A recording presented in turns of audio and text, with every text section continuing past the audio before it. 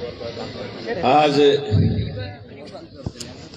Chaudhary sir Chhoturam पुण्यतिथि पर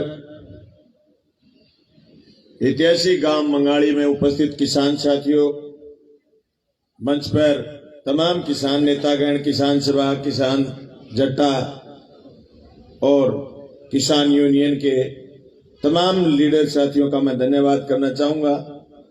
मैं भाई संदीप देरनवास का और साथियों का भी धन्यवाद करना चाहूंगा कि आपने इस कार्यक्रम का आयोजन करा। और सबसे पहले मैं सारे तमाम उन साथियों का भी धन्यवाद करना चाहूंगा जो राजस्थान के 16वीं विधानसभा के चुनाव में भी आप मदद करने के लिए सारे किसान साथी गए थे। दोस्तों, ये मंगाड़ी ऐतिहासिक गांव है। 1857 के गदर में यहाँ 532 लोग शहीद हुए थे। बड़ा शहीद स्मारक है। यहाँ देश बहुत लोगों की कुर्बानी के बाद आजाद हुआ। आजादी से पहले भी पंजाब प्रांत की विधानसभा में सर छोटूराम थे। उन्होंने जो असली लड़ाई लड़ी, उसमें गुलाम भारत में भी किसान को उसका वजन सही दिलवाने का, और 2 लड़ाई होती, आपको उसमें से एक विकल्प तय करना होता है। मैं रात सर छोटूराम को पढ़ रहा था। आज के दिन हमारा डोर नहीं बचा ये तय करने का जो उस समय इन ऐसे मजबूत लोगों ने तय करा। सर छोटूराम ने तय करा, जब बात आ जाती गांव के मुस्लिम किसान की, आज जो आग लगी हुई देश में हिंदू मुसलमान की, वैसी आग आजादी के समय भी लगी हुई।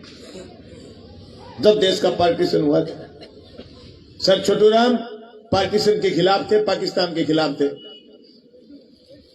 जब बात आ जाए हिंदू और मुसलमान की, शहर का हिंदू जो ताकड़ी पर तोल करता था, कम तोलता था और ज्यादा बोलता था, और बात आ जाए गांव के गरीब मुसलमान किसान की जो अपना माल लेकर के जाता था वहां तुलवाने के लिए, तो सर छोटूराम उस गरीब मुसलमान के साथ थे। क्या आप पर हम सब खड़े हो सकते हैं? अभी हम नारे लगा रहे थे कि आरएसएस के खिलाफ लड़ना है। क्या हम खड़े हो सकते हैं? सर छोटूराम की बात की तरह क्या मजबूती से खड़े हो सकते हैं? हमारा व्यू तो है ऐसा।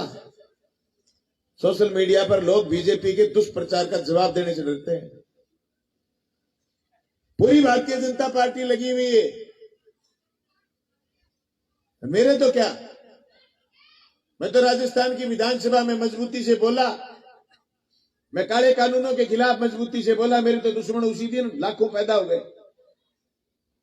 पूरे हिंदुस्तान में एक एमएलए था, उसने इस्तीफा दिया, मैं उसके समर्थन में चला गया। मेरी तो बीजेपी उसी दिन पर्सनल दुश्मन हो गई। और मेरे साथ तो आप जैसे लोगों का, सीधे साधे लोगों का प्यार प्रेम था। जो 1 लाख वोट आए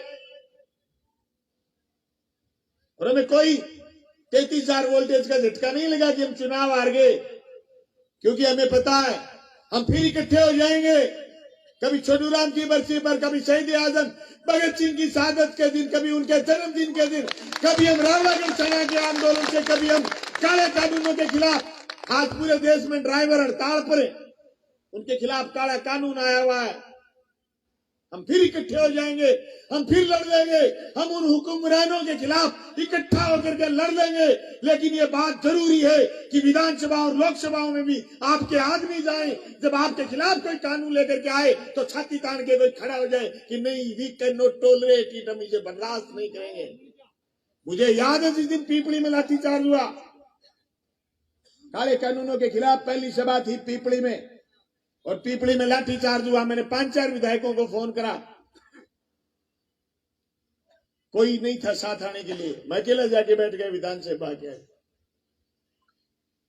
बलवान पुनिया अकेला नहीं था, लाल झंडा मेरे साथ था।